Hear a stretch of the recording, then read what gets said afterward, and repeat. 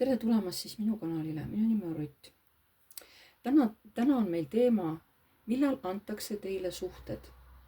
Ma panin siin kaardid juba ilusti valmis, et selle peale aega ei raiska. Ja et vaatame, millal teile antakse suhteks või siis kas antakse, on ju. Et te olete praegu uuenenud olukorras. Võib-olla teil tervis uueneb, võib-olla teie mõttemaailm muutub, on ju. Paljud kurvad asjad, mingisugused leinad, mis on teile väga palju haiget teinud. Nendest hakkate vabanema.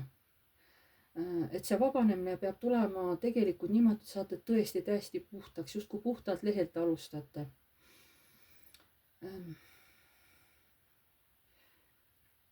Siin tuleb, kuna te olete endaga tööd teinud, siis te hakkate vaikselt nägema juba selle tulemusi. Teil hakkab kergem. Te olete siin negatiivseid asju maha jätnud, teil hakkab kergem. Ja siin juba olete valmis selleks, et hakata looma suhet, et olla valmis peresuhteks.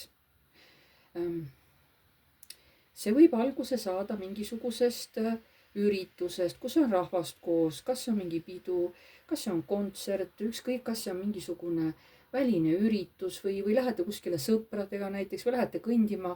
Ühesõnaga, seal on inimesi ja teil endal, ütleme niimoodi, võib-olla ei ole kõige parem olla, võib-olla tuju ei ole just kõige parem. Te lähete küll sinna, ükskõik, kas te lähete kõndima, jalutama, lähete kellegagi kuskile välja minema ja teil on nagu kehva tuju. Aga siin tuleb teie teele meesterahvas, kes on selline ligitõmbav, et kui te teda näete, teil lihtsalt jääb silm nagu tema peale pidama. Te põhimõtteliselt nagu armute sellesse mehesse ära. See mees on ka suhteliselt terane, ta jälgib teid ja tal on tunne, et kogu tema see valu, et see nüüd on nagu läbi saanud. Vaatame, mis see tähendab. Väikseid viisi veel võitlusi on siin, aga ta hakkab kohe teid nagu jälgima, ta kohe märkas teid, kui te siin nüüd sellel üritusel kuskil kokku saate. Ta on hästi soe, see mees nagu kiirgab sellist soojust, mõnusust. Ta võib olla just see, esiteks te veel hästi palju vaatate seda meesterahvast, jälgite, et kas ta on ikka minu jaoks see õige, kaalute mõttes niimoodi igapidi peas. Ja siis leiate, et see mees on päris selline perspektiivikas. Siis te muidugi natuke veel kahtlete, et ei tea, kas ikkagi tasub selle inimesega üldse edaspidi suhelda. Esialgu te lähete, kõnnite temast mööda ja jääb selline nagu surutud tunne sisse, et oleks võinud ju aadressi küsida või oleks võinud midagi küsida, aga te justkui nagu mingi kontaktandmeid ei vaheta.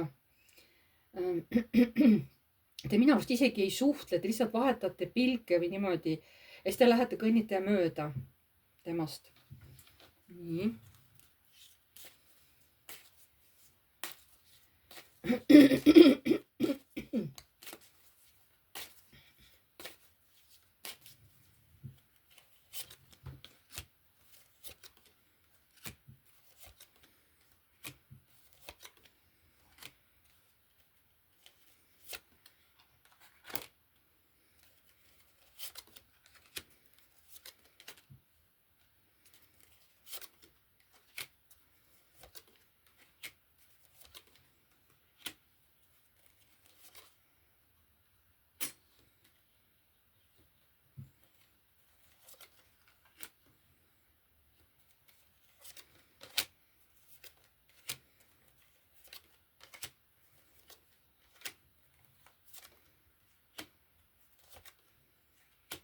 Nii, vaatame, kuidas lugu edasi läheb.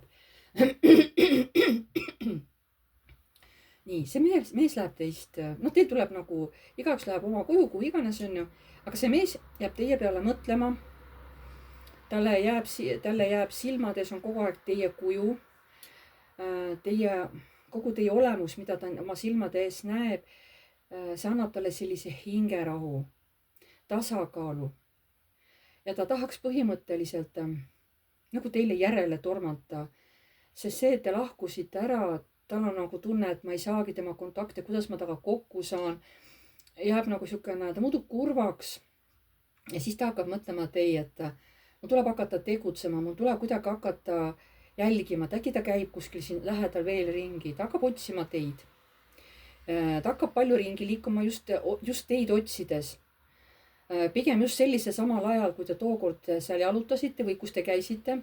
Ta samal ajal liigub seal ringi ja tõsiselt nagu otsib teid, võib isegi küsib mõnikord inimeste käest, kas te olete sellist naisterahvast näinud, eks ole.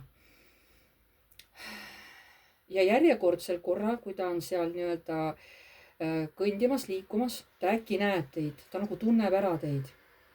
Ja kogu see selline nagu koormus ja see mure ja see raskus nagu kaob ära. Ja teie ka jääte seda meest nagu vaatama. Vot siis alles te hakkate suhtlema. Võib-olla te väga palju nüüd omavahel seal ei räägi, aga seal tuleb reaalselt suhtlemine teil temaga. Mingit kindlat otsust te mõlemad veel vastu ei võta. Aga see jääb nagu teile mällu ja see avab nagu uued uksed teie suhetes.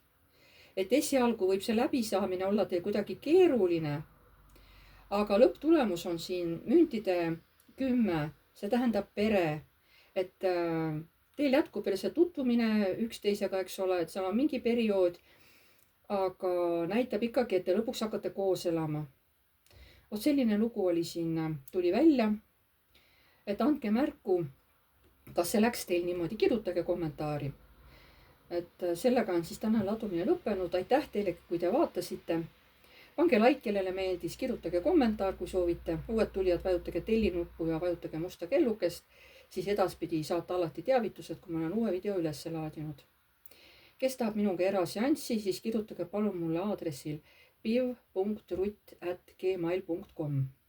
Seal lepime teiega kokku, mis päev ja kellaaeg teile sobib ja teeme teiega siis seal videoseansi Messengeris. Kirjutage palun igaks juhuks oma küsimused juba ülesse, et teil endal meelest ära ei lähe. See seanss on tasuline. Enne seanssi, tund enne seanssi tuleb teha ära ülekanne. Ja siis tunni aja pärast tuleb siis vastavalt seanssile kella, mis oli nagu määratud. Ma ei tegele terviseteemadega, terviseküsimustega ja ei tegele ka igasuguste advokaadid ja kõik siuksed kohtuasjad ja vot nende asjadega mina ei tegele. See ei ole nagu minu teema. Ja sellega võib-olla on siis tänaseks kõik. Aitäh teile ja kohtume varsti jälle.